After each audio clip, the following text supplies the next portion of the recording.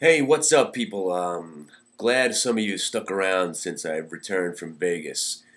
And I think I've told you this, but I'm not even going to say it anymore that I am a changed man. A lot of things that I was suppressing, I've let come into the forefront of my mind.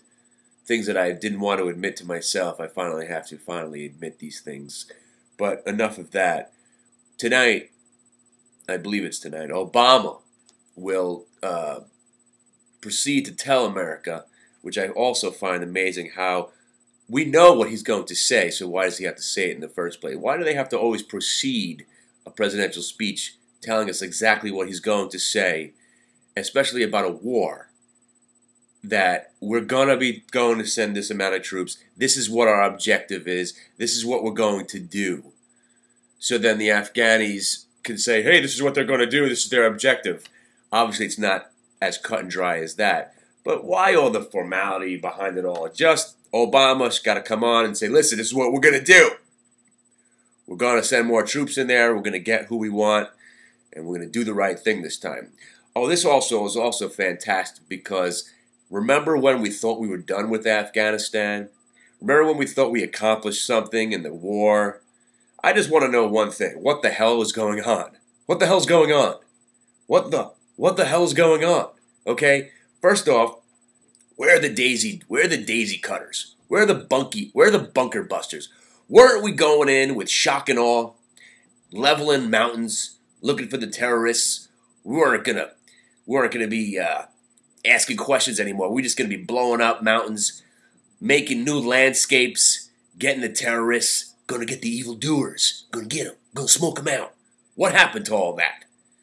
So now it's 7 years later, or 8 years later, or whatever how many years later, and now we're sending more troops in to try to finish the job. Gonna get them, gonna smoke them out. What the hell happened? Okay, where did it go from? Let's just go into Iraq. Oh, and also remember the war for oil. All you guys with your signs and your picket signs outside the White House. No war for oil. Guess what? The war wasn't for oil. Okay? So, just remember, the price of oil went up to the highest it's ever been when that war began. So that really didn't really work out. So let's go back to Afghanistan. So what we're going to do is we're going to send in more troops. Now, if you haven't realized, what's going to happen is as we send more troops in Afghanistan, all they have to do is flee to the next region where we can't go. Oh, the Forbidden Zone. Woo! He's in the Forbidden Zone. Remember the Forbidden Zone? Why aren't we sending troops to the Forbidden Zone? This is what I'm hoping. I'm hoping that we're saying that we're sending these 25,000 more innocent children into Afghanistan. We're actually going into the Forbidden Zone. The Forbidden Zone, where there's no law, where there's outlaws. It's the Wild West of the Afghani world. Maybe we're going into the Forbidden Zone. God damn it, I hope we're going into the fucking Forbidden Zone. I want to see fucking heads on spicks. Because if we're going to be this despicable nation where, oh, and also, let's think about Afghanistan for one more second. What was it? First it was the French that went to Afghanistan, tried to take over. Then it was the Russians. And then was Rambo, right? Remember when Rambo went there? He made friends with the Afghani people to help them fight against the Russians. What did we learn? Did we learn nothing from Rambo?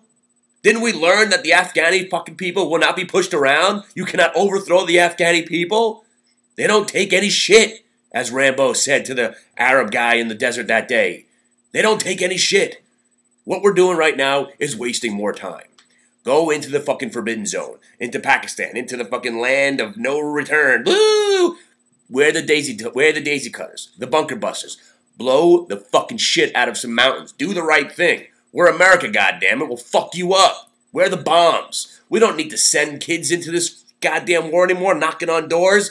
We don't know who the hell the good people are. What do you think it didn't work in Vietnam? Everybody looks the same. You don't know who the bad guy is, the good guy is. Same thing in Afghanistan. Didn't work for the French, didn't work for the Russians, didn't work for the Americans. Let's not send more people. Let's take them all out. Bring them home for Christmas. Weren't we supposed to end the war? And what about Iraq? What about Iraq? Is that still going on also? Oh, yeah. Yeah, think about that. Oh, yeah. But all the while, it just makes sense to me one thing. when America is down on their luck, and we've created new investment products to ruin the planet, and we're bailing people out, the middle class is disappearing, the poor are getting poorer and the rich are getting rich, start a fucking war. Yeah, to distract everybody. Let's just send more troops into this, that, and the other thing. See, that's the thing. Let's just pull all our troops out. Let's take this. Let's try this train of thought. Let's take all of our troops out of everywhere and let these fuckers fight amongst themselves. Because you know that's going to happen inevitably anyway. No country, or mostly countries that are involved in nation building, to form a new nation, there needs to be some sort of civil war. Hello? Hello? Check one? Check? I'm hearing feedback. Oh, check one. Feedback. There needs to be some sort of nation building, okay? Now, I need to know what this feedback is because it's really disturbing, unless it's in my head. Head. Is it in my head? Sometimes I hear voices in my head, but this time I'm really actually hearing things. Maybe it's part of the change that I came back from Vegas feeling different, feeling more whole as a man, yet more shattered as a human. The feeling that I want to run, yet I want to just stand still and hunker down. The feeling I need to accomplish something, the feeling that I've accomplished nothing. So back to Afghanistan. And back to the stock market that won't go up, that won't never stop going up. That's why there's no point in talking about the stock market anymore. There's no point in financial reporting. Do you care? Do you care what numbers are coming out so they can revise the number a week from now? Do you really think that the number that they're reporting on the Financial News Network, does it really mean anything to you? No. The market is in the hands of the computers right now. The market is in the hands of the matrix. And right now, if you haven't made money this year, all the market's going to do is slowly trickle up and then slowly trickle down. So if you haven't made money yet in this market, you probably can just go long and watch it just slowly go up. Sticking with the Dow 20,000 theory for the end of the world, it also makes sense also. So go back to Afghanistan. So we're sending more guys there, right? Is this a cover-up now? I hope it is. What are we going to accomplish by sending more troops into Afghanistan? What is actually going to happen? Except we're just probably going to get more of our guys killed, and then we're going to eventually pull out, okay? And the civil war is going to break out anyway. Why not just let it happen? It's inevitable. Let it happen. Obama, you're an idiot. You know, day in and day out, I am growing to really, I was fascinated by your way of talking. You kind of reminded me of Shatner, I guess. These are difficult times in America. Bones, I'm not just the president. I'm a starship commander. I enjoyed the way you talked, and I think I was disillusioned by it all. Now I'm kind of thinking that you got no clue, buddy. But apparently you do have some sort of clue because you made the stock market go up every day for 9 straight months. So if we want to look at it that way, you're a genius, buddy. You're fantastic. Puff away, and keep going.